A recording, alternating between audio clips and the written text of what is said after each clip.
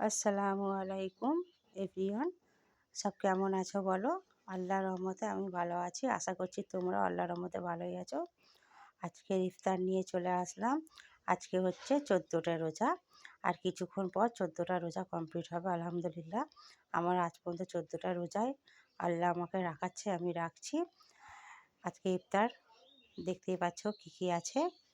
আজকে আমি ছোলাকে কালকে ভিজিয়ে রেখেছিলাম, সেটা কলা ফুটিয়েছি, ছোট ছোট কলা ফুটেছে।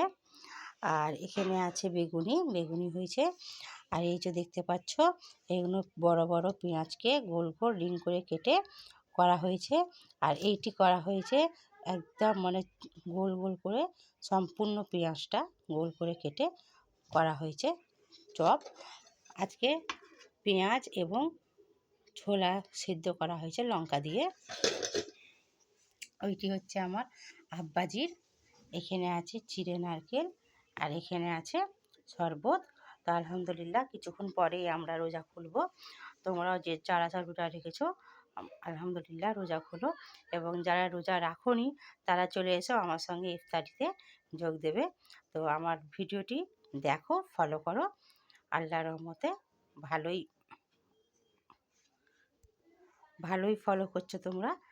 আশা করছি ভবিষ্যতে আরও ফলো করবে, শেয়ার করবে, লাইক করবে, কমেন্ট করবে। আর রাত্রে ডিনারে আবার কথা হবে। আল্লাহ হাফেজ।